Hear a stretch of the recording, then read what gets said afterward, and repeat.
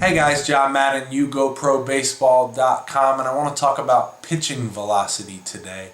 Actual velocity versus perceived velocity, and what a hitter is seeing when a ball is coming at him. There's a few things you want to look at when you're looking at actual velocity versus perceived velocity, and the first thing is the release point of the pitcher.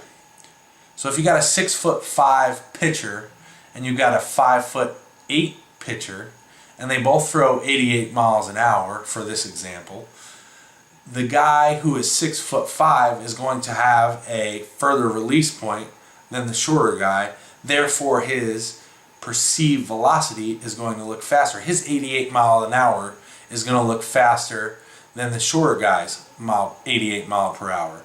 Now, I know height isn't the main factor in this. Obviously, a 5'8" guy could really get out really far, and you could have a guy who's 6'5" who doesn't get out too far. But for this example, let's assume that the 6' guy really gets out there, 6'5" guy really gets out there, and the 5'8" guy is a little bit shorter. So, release point of the pitcher plays a part in actual velocity versus perceived velocity. The further you get out there, the faster that ball is going to look to the hitter because of the timing. Which brings me to point number 2, pitch location. A batter wants to hit the ball where it's pitched. So, an inside pitch, to hit an inside pitch, he's going to have to swing the bat earlier. So that means his timing on that pitch, he has to initiate the swing earlier. So that pitch is actually looking like it's coming in faster. He has less time to react to that pitch because he has to swing earlier. Pitch on the inside third, he's got a little bit more time, so it's going to be a little bit less fast. A pitch down the middle is going to be pretty close to his, I guess we can assume that it would be what we can call his actual velocity, or what looks like his actual velocity. A pitch on the outer third, a little bit less than that, and then a pitch all the way outside. He's going to have more time, the hitter is going to have more time to react to that ball. He can react later and let that ball travel deeper. Therefore, it will look slower to him.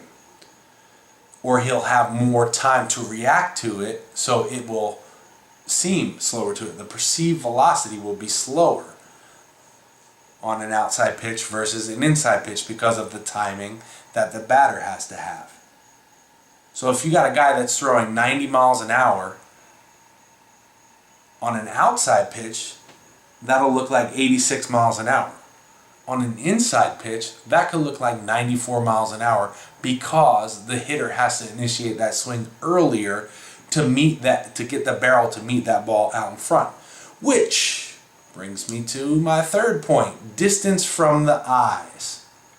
Now, the distance from the eyes, the way I like to think of this is, picture a train that's a mile away from you up in the mountains, and it's going 90 miles an hour. The train is going, I don't know how fast trains go, but say the train's going 90 miles an hour way up in the mountains about a mile away from you. That train looks like it's going super slow. It looks like it's just chugging along, but really it's flying. Now take that same train and put it right in front of your face going by at the same speed. It's a lot faster. So the distance from the eyes plays a part in perceived velocity as well. So with that being said, an up and in fastball is going to look a lot faster than a low and away fastball because of the distance from the eyes.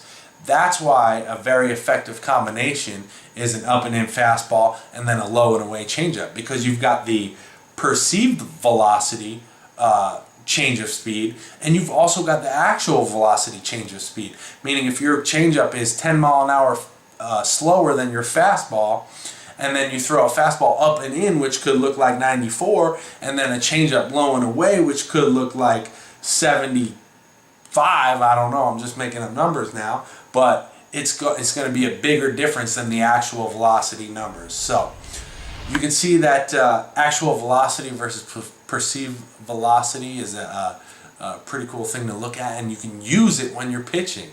And hitters understand what pitchers are trying to do when it comes to changing eye levels and changing speeds and going in and out. Okay, let me know what you guys think of this. Leave a comment if you haven't already. Please subscribe and join the free newsletter at yougoprobaseball.com. Thanks, guys. Talk to you soon.